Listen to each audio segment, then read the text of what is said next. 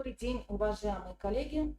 Коми Республиканский институт развития образования начинает подготовку к новому учебному году. И сегодня с нашими партнерами мы готовы вам представить презентацию замечательной книги «Коми. Наш родимый край. О географии Республики Коми для детей». К Новому году принято дарить подарки, а это подарок к новому учебному году от наших партнеров, которых я с удовольствием представлю. Сегодня с нами автор этой книги Захар Сергеевич Бучинцев, обучающийся географического факультета МГУ. Захар – многократный победитель и призер всероссийских олимпиад школьников и выпускник лицея народной дипломатии. Сегодня присутствует научный руководитель проекта Владимир Иванович Силин, главный научный сотрудник группы исторической демографии, исторической географии Института языка, литературы и истории Коми национального научного центра Уральской академии РАН, доктор географических наук. И сегодня с нами тот человек, без которого не состоялось бы издание этой книги, это Анна Викторовна Чуракова, генеральный директор Коми республиканской типографии. Уважаемые коллеги, я передаю вам слово для того, чтобы представить ваше замечательное издание. Да, здравствуйте все, кто нас сейчас смотрит, возможно, кто-то посмотрит это видео позже. Мы, как издательство, представляем сегодня новый проект, который вышел совсем недавно, книгу, я покажу, книгу яркую, красочную о географии Республики Коми для детей. Книгу написал совсем молодой, юный автор Захар Сергеевич Бучинцев, который делал ее в рамках школьного проекта, но я думаю, что он расскажет об этом уже сам. Мы очень внимательно ознакомились с проектом, прежде чем приняли решение, что его обязательно нужно издать большим тиражом для того, чтобы каждый школьник республики, каждый учитель мог себе приобрести это издание и использовать в учебном процессе, ну и иметь такое издание на полках. Поэтому более подробно об этом издании уже расскажет автор и научный руководитель. Я передаю слово Захару, который расскажет вам уже о книге. Спасибо, Анна Викторовна. Перед началом я бы хотел больше рассказать о себе. Меня зовут Захар, и я ученик географического факультета МГУ имени Михаила Васильевича Ломоносова. Поступил я туда по результатам олимпиад. Я являюсь победителем и призером множества всероссийских олимпиад школьников. Допустим, олимпиада от МГУ, Ломоносова, «Покори Воробьева горы». Географией я заинтересовался в 7 классе, когда впервые написал Всероссийскую олимпиаду школьников, школьный этап. Мне очень понравился формат олимпиады, очень понравилось то, что очень сложные задачи и нужно подумать. А также география – это все же наука, которая захватывает все сферы деятельности человечества. Поскольку в переводе с латыни это так и переводится «наука о Земле». Сегодня я бы хотел рассказать о своей книге, как сказала Анна Викторовна. Она называется «Коми. Наш родимый край. География Республики Коми для детей». Идея мне буквально пришла на 2 маленьких ножках третьеклассницы, которая держала этот учебник в руках, который называется «Край, в котором я живу». У нее возникло несколько вопросов, на которые она не смогла получить ответ, просто прочитав этот учебник. Поскольку в учебнике было недостаточно информации, чтобы даже выполнять домашнее задание, которое... Тут есть раздел с вопросами после каждой главы, но знаний, которые дает сам учебник, не хватает, чтобы ответить на эти вопросы. Поэтому моя младшая сестра Ксюша, зная, что я увлекаюсь географией, обратилась ко мне. И также, поскольку моя мама очень много работает, и у нее нет времени заниматься с младшей сестрой, занимался ей я. Тогда и возникла идея написания работы, которая помогла бы детям лучше узнать Республику Коми, понять основы географической науки, а также узнать множество интересного о родной республике. Сейчас бы я хотел продемонстрировать вам развороты из моей книги. Эта книга очень красочно проиллюстрирована. Также ее картографическое оснащение, карты были специально предоставлены. Хочу прочитать территориальным фондом информации Республики Коми специально для этого проекта. Также огромную благодарность я хочу выразить Маргарите Федоровне Белон за ее невероятно красочные, интересные и яркие иллюстрации, без которой эта книга бы получилась скучной, серой и неинтересной для детей. А также Наталье Владимировне Мельниковой, которая сделала из моего текста, который, возможно, был художественно неправильно написанный, с огромным количеством литературных ошибок, человек, который привел этот текст в порядок и сделал эту книгу понятной для детей. Давайте пролистаем просто странички, чтобы понять, как выглядит эта книга, поскольку показывать на камеру это не особо удобно. Также вот вы можете увидеть, допустим, на этой странице в правом нижнем углу логотип коми tip.ru «Оживи страницу». Это означает, что данная страница может ожить, если вы скачаете приложение, которое так и называется, comitip.ru. Наведя камеру смартфона, открыв приложение и наведя камеру смартфона на данную страницу, вы сможете увидеть, как эта картинка оживает. Допустим, на этой картинке поезд из Котласа будет ехать в Воркуту и обратно. Это, думаю, довольно-таки интересная вещь, которую реализует Коми республиканская типография в почти каждом своем проекте. Делает книгу более интерактивной и как-то более современной даже. Давайте дальше. Также огромную часть книги занимает рассказ об административных районах Республики Коми. Я хотел сделать акцент на их уникальности и разности между друг другом. Поэтому лишь примерно четверть от моего повествования о районе составляет информация. Больший упор я делаю на интересные факты про район, а также на карту, без которой, конечно, изучение географии, какой-либо географии в республике, просто невозможно. Давайте дальше.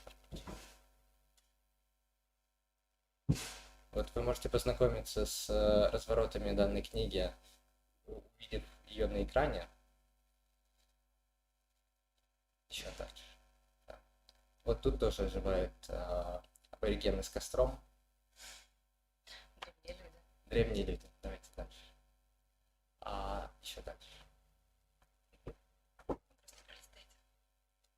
А также я бы хотел сделать акцент на том, почему эта книга так нужна в школе. Вот сейчас вы видите на своих экранах разворот учебника «Край, в котором я живу» для 3 класса. Изучив этот учебник, а также учебник 2 класса, я нашел лишь одну карту, которую сложно и картой назвать, потому что она очень мелкая и не информативная.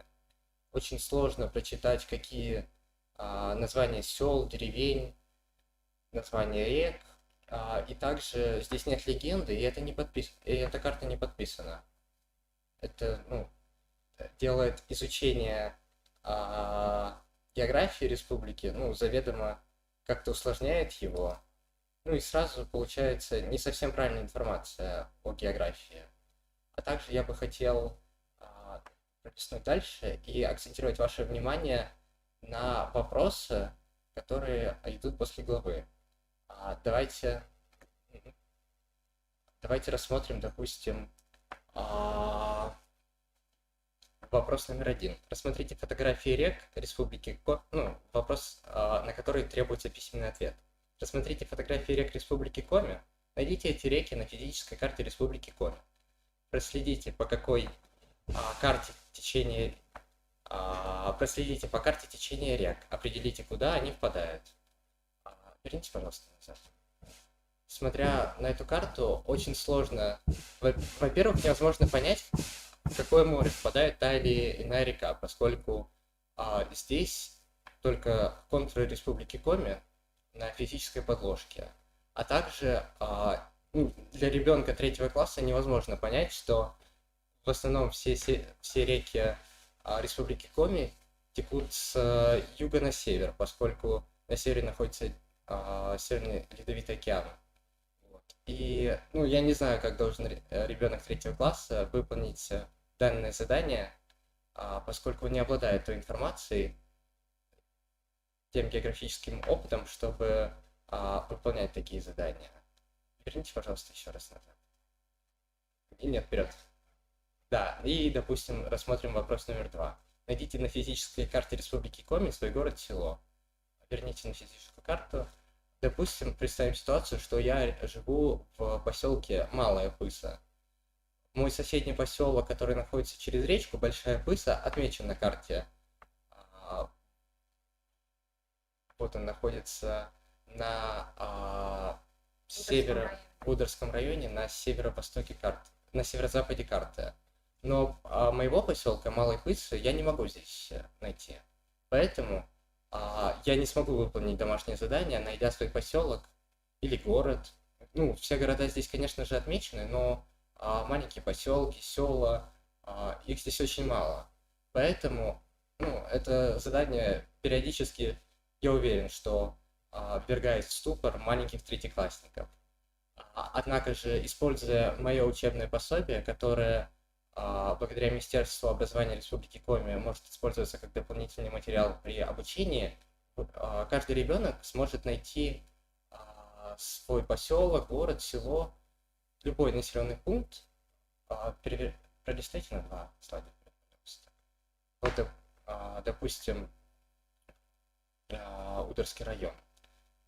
На карте теперь мы можем найти поселок Малая Пыса, даже несмотря на то, что там живет, 100 человек, я думаю, не более 100 человек. Вот. Это достигается благодаря тому, что в каждом муниципальном образовании добавлена карта, которая позволяет рассмотреть и познакомиться с селами, поселками, деревнями в каждом районе. Благодаря этому ребенок сможет выполнить свое домашнее задание. И это лишь одна из недоработок данного учебника, которая, конечно же, решается благодаря моему учебному пособию. Но я бы не хотел, чтобы моя книга рассматривалась лишь как дополнение к учебнику. Мне кажется, что это абсолютно отдельный проект, и он заложит основы географической науки для детей, поскольку в нем очень ясно, можно сказать, даже разжевано для детей начальной школы рассказано, допустим, о факторах климатообразования. Объясняется, почему в Республике Коми именно такой климат. Или, допустим, как образуются горы. А также благодаря вопросам на страницах и рубрике «Это интересно» в прочтении книги добавляется какое-то игровое начало, можно даже так сказать. Вот. А также я бы хотел поблагодарить за работу над моим проектом мой экспертный совет. Это Александр Николаевич Панин, кандидат географических наук, директор Центра геодемографии и пространственного развития МГУ имени Ломоносова. Игоря Любомировича Жеребцова, доктора исторических наук, директора Института языка, литературы и истории Коми НЦ УРОРАН. Александра Алексеевича Ермакова, кандидата биологических наук, директора ГБУ РК Республиканский центр обеспечения функционирования ООПТ. Наталью Николаевну Тимонину, кандидата геолога минералогических наук, руководителя лаборатории геологии нефтегазоносных бассейнов Института геологии Коми НЦ УРАН. Елену Морисовну Лаптеву, кандидата биологических наук, доцент. Дмитрия Викторовича Полшветкина, ГБУ РК территориальный фонд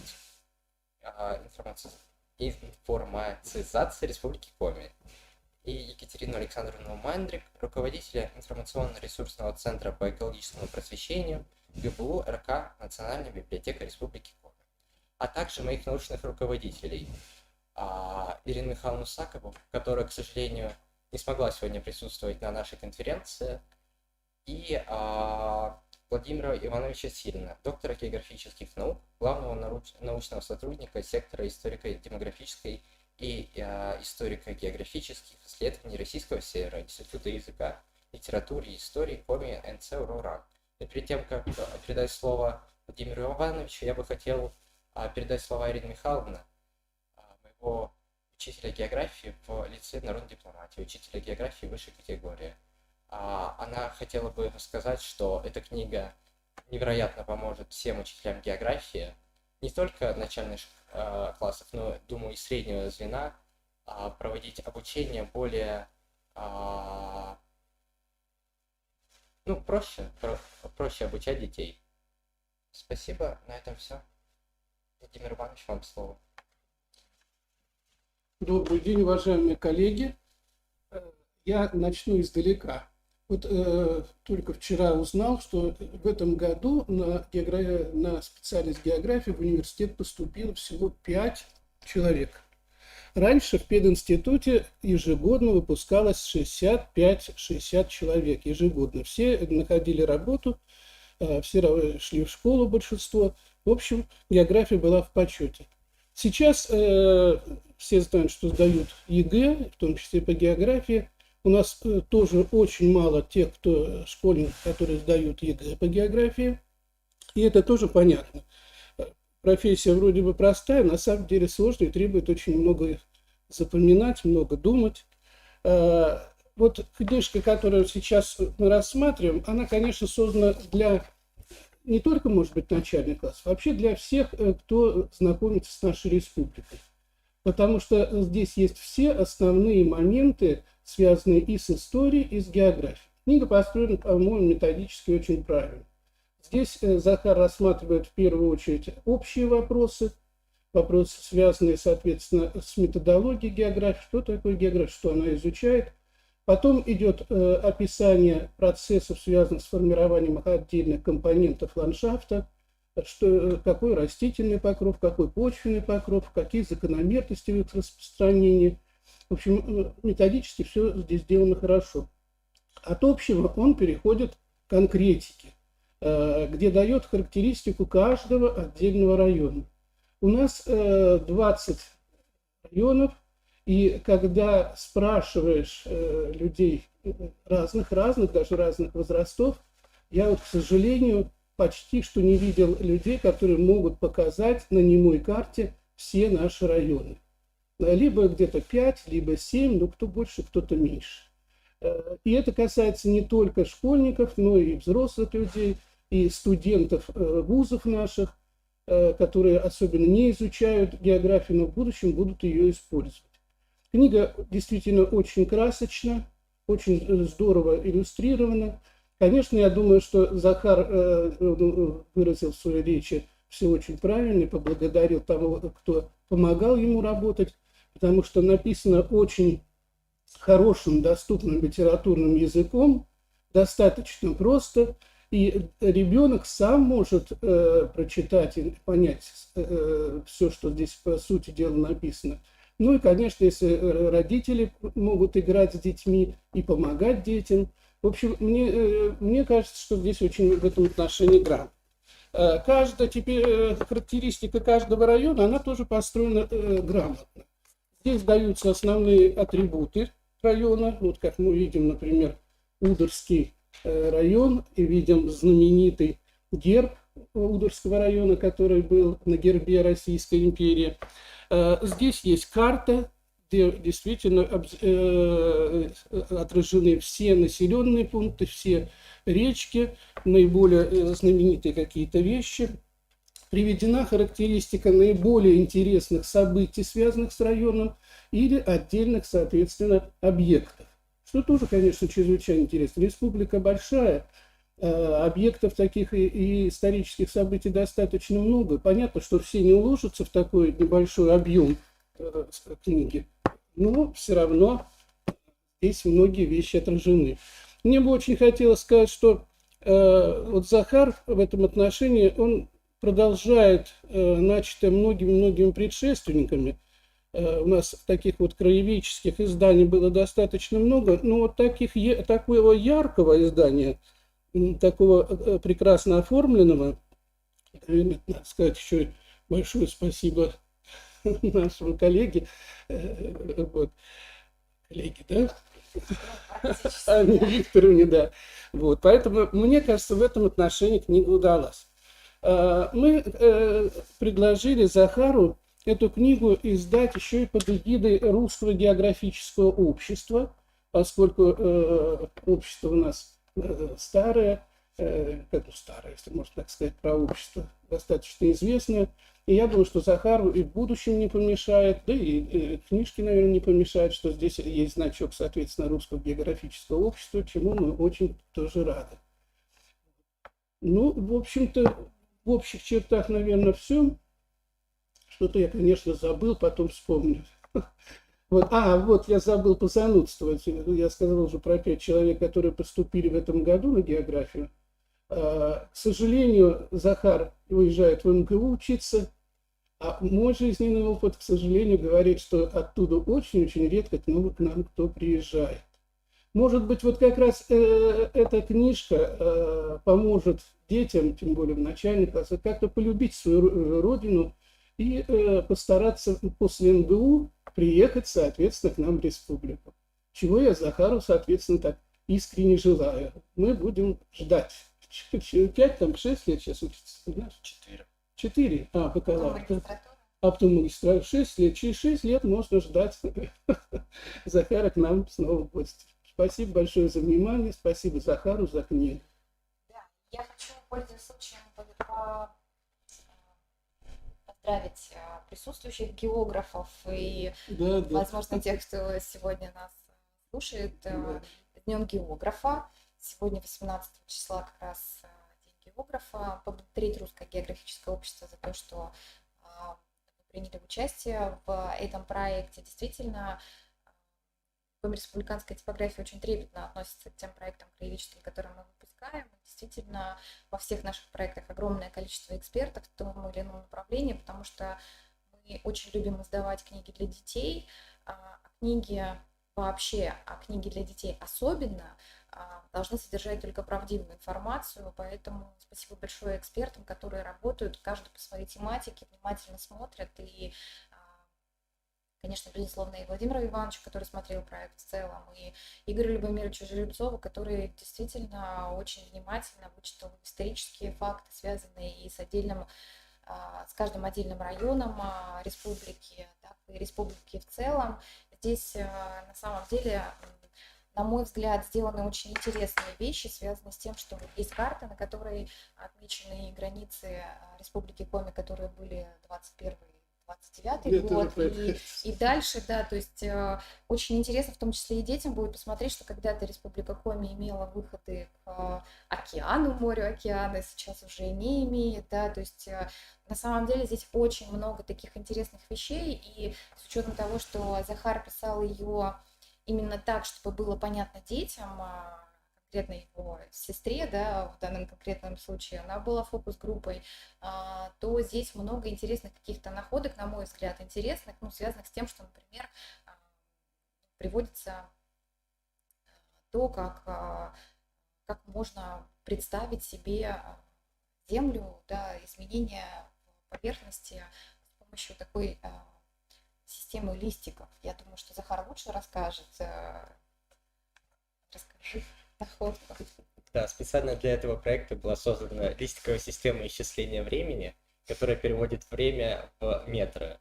Как вы знаете, каждый год в парках, в лесах происходит листопад, где-то больше, где-то меньше, но в среднем уровень Земли за 100 лет увеличивается на 1 сантиметр.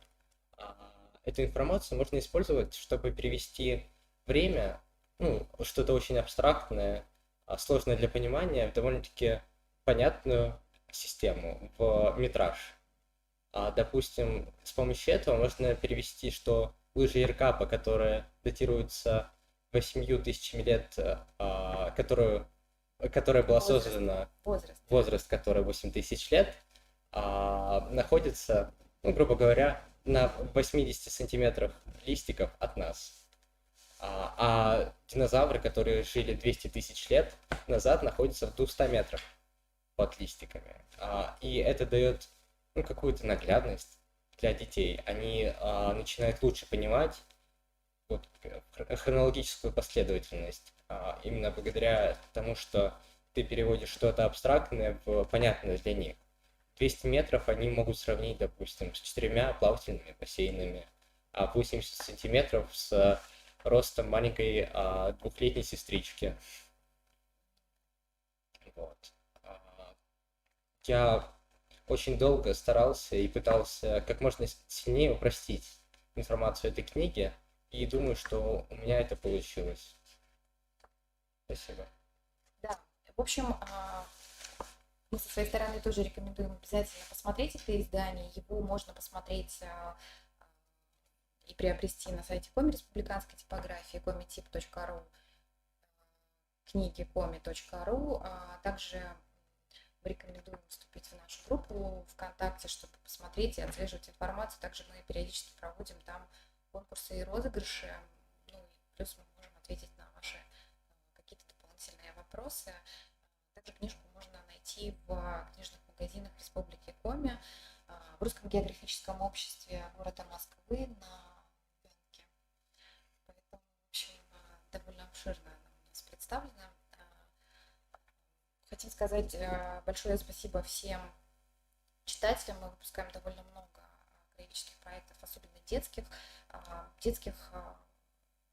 Наверное, потому что мы больше верим в детей, чем во взрослых. И верим больше, что даже взрослые сейчас, к сожалению, меньше читают и с детьми занимаются все-таки. Поэтому, в общем, изучая такую вот географию детскую, взрослые очень много для себя также подчеркнут из этой книги. Рекомендуем и учителям, и интересующимся людям, ну и детям, конечно, в первую очередь. Спасибо. Если какие-то вопросы, вы можете написать, будем готовы вам ответить. Ну, либо заходите к нам в группу ВКонтакте, пишите нам вопросы. Республиканская типография. Спасибо. До свидания.